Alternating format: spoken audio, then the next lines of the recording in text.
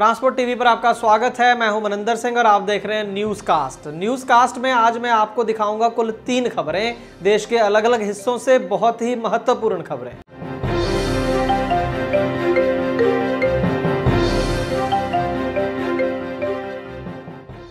तो news cast की पहली खबर है राजस्थान से। एक अच्छी खबर है गाड़ी मालिकों के लिए। देख लेते हैं कि कौन से गाड़ी मालिकों के लिए। असल में टैक्स में एग्जेम्पशन दी गई है। धीरे धीरे करके अब जो राज्य सरकारें हैं वो एग्जेम्पशन दे रही हैं। इसके पहले हिमाचल प्रदेश, पंजाब, गुजरात ऐसे राज्य हैं जिन्होंने टैक्स के अंदर राहत दी थी गाड़ी मालिकों को, और अब राजस्थान की तरफ से ये ऑर्डर आया है। हालांकि इस ऑर्डर के ऊपर 24 फरवरी की डेट डाली गई है, जबकि लॉकडाउन हुआ ही नहीं था जब। लेकिन उसके बाद हमने ये चेक किया कि ये जो नोटिफिकेशन है असली है या नकली है। तो हमारी बात हुई कुछ आरटीओ अधिकारियों से राजस्थान के अंदर। उन्होंने कहा कि नहीं, ये नोटिफिकेशन ठीक है, शायद डेट वगैरह इसमें गलत लिखी गई है। तो हम आपको बता देते हैं कि क्या राहत दी गई है राजस्थान सरकार के द्वारा गाड़ी मालिकों को, और कौन से गाड़ी मालिकों को दी गई है सबसे पहले वो बता देते हैं। तो यहाँ पर लिखा है साफ साफ, the state government being of the opinion that it is expedient in public interest so to do hereby exempts from the payment of the motor vehicle tax payable under section 4 of the said act on the contract carriage vehicles with sitting capacity more than 22। Contract carriage वाहन जिनकी sitting क्षमता 22 से ज़्यादा है, 22 सीटों से ज़्यादा है। और आगे क्या है, stage carriage vehicles and vehicles of the Rajasthan state road transport corporation. 3 category के वाहनों को राहत दी गई है इसके अंदर। एक तो सरकारी बसेस, उसके बाद स्टेज कैरेज वाहन जितने भी हैं जो बस स्टैंड से सवारियां ढोते हैं, स्टेज कैरेज वाहन जिनके पास स्टेज कैरेज का परमिट है, वो उनकी क्षमता जितनी भी हो सकती है। लेकिन कॉन्ट्रैक्ट कैरेज जो वाहन है वो 22 से ज़्यादा वाली सिटिंग क्षमता, इसके अंदर इसका मतलब मिनी बसेस और जो बड़ी बसेस हैं वो आ गई हैं। लेकिन इसके अंदर छूट कौन गए हैं? टैक्सी वाले सारे छूट गए हैं, 22 सीटों से कम वाले, चाहे आपकी 5 सीटर गाड़ी है, चाहे इनोवा है, वो ये जो एग्जेम्पशन है इसके अंदर शामिल नहीं है। और ट्रकों की कोई बात नहीं एग्जेम्पशन के अंदर। खैर, जिन लोगों को ये एग्जेम्पशन दी गई है, स्टेज कैरेज वालों को, सरकारी बसों को और कॉन्ट्रैक्ट कैरेज 22 सीटर से ऊपर वालों को, उनको कितनी एग्जेम्पशन मिली है वो फटाफट हम देख लेते हैं। इन्होंने पीरियड के हिसाब से दी है, समय के हिसाब से दी है। 1 अप्रैल 2020 से 30 जून 2020 तक का जितना भी टैक्स बनता था वो 100% माफ़ कर दिया गया है। 1 जुलाई 2020 से 31 जुलाई 2020 तक का जो टैक्स बनता था वो 75% माफ़ कर दिया गया है। 1 अगस्त 2020 से 31 अगस्त 2020 का 50% माफ़ कर दिया गया है।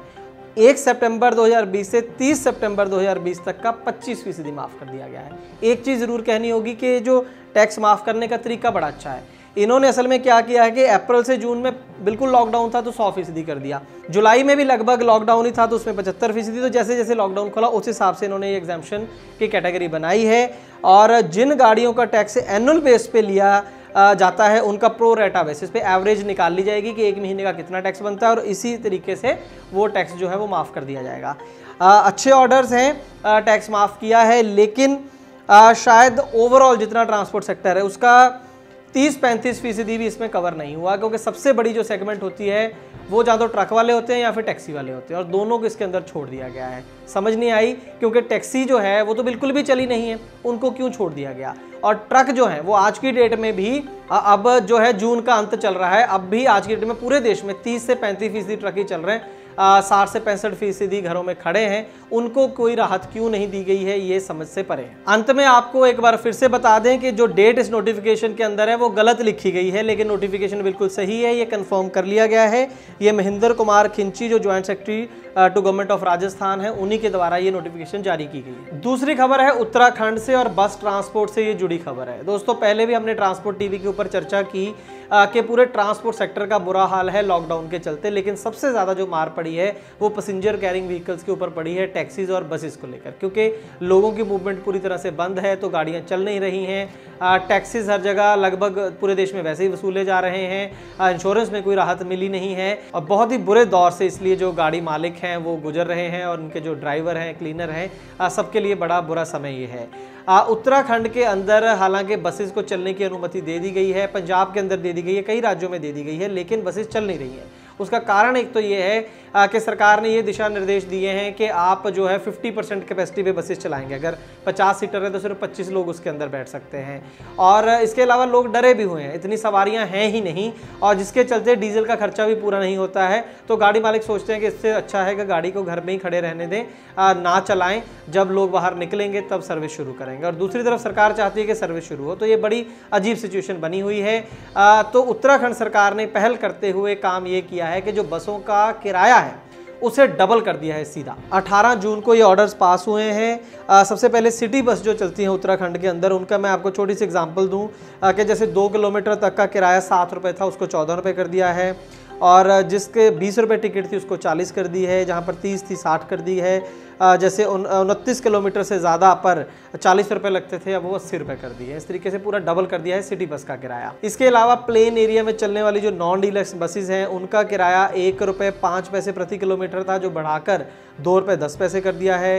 हिली एरिया में 1 रुपये 50 पैसे प्रति किलोमीटर था, किराया दुगना करके 3 रुपये प्रति किलोमीटर कर दिया है।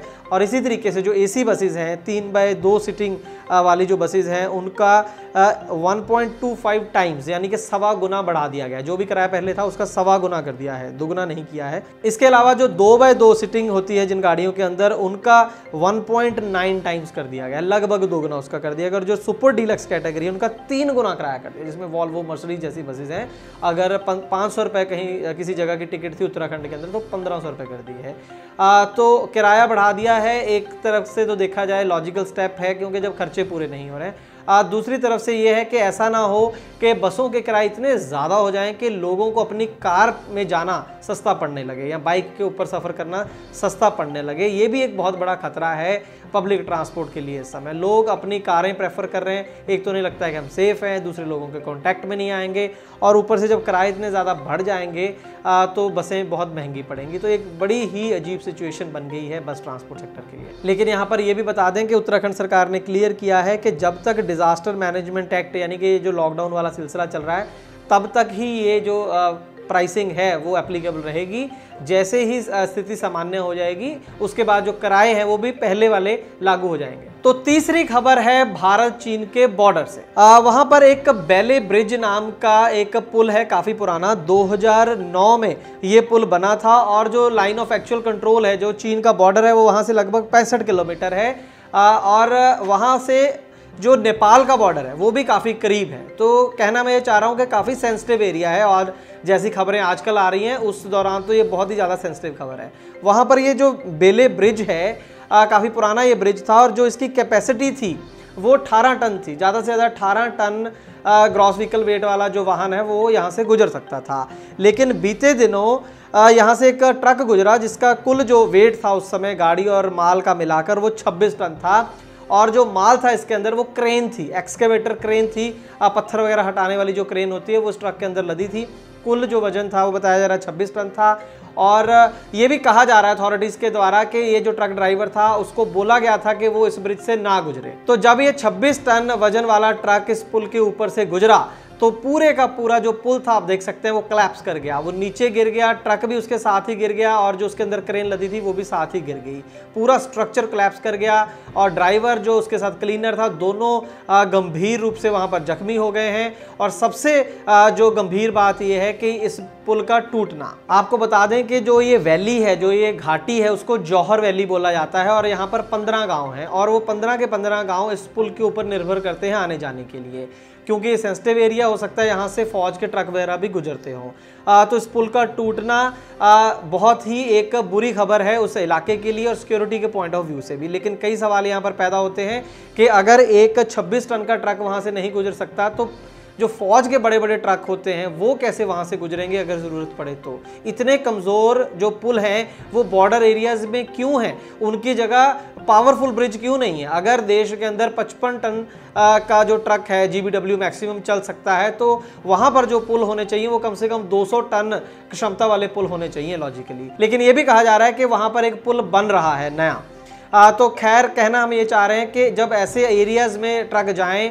तो बहुत ध्यान रखें पुलों का, अपनी सेफ्टी के लिए भी और देश की सेफ्टी के लिए भी। ये भी आपको यहाँ पर बता दें कि जो ड्राइवर और क्लीनर है उनके ऊपर FIR दर्ज हो गई है इस केस को लेकर। तो आज की न्यूज़ कास्ट में बस इतना ही। हम उम्मीद करेंगे कि जो जानकारी हमने इस न्यूज़ कास्ट में दी है वो आपके लिए लाभकारी साबित होगी। आपको कौन सी खबर ज़्यादा अच्छी लगी हमें कमेंट सेक्शन में जरूर बताइएगा। हम चाहेंगे कि आप इस वीडियो को ज़्यादा से ज़्यादा शेयर करें, लाइक करें और ट्रांसपोर्ट टीवी को हर रोज़ देखें। ट्रांसपोर्ट टीवी को फेसबुक, यूट्यूब और ट्विटर पर सपोर्ट करते रहें। ट्रांसपोर्ट टीवी देखने के लिए बहुत बहुत शुक्रिया। ट्रांसपोर्ट टीवी को यूट्यूब पर अभी करें सब्सक्राइब और दबाएं बेल आइकन।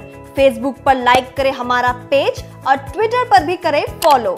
ट्रांसपोर्ट टीवी, जानकारी लाभकारी।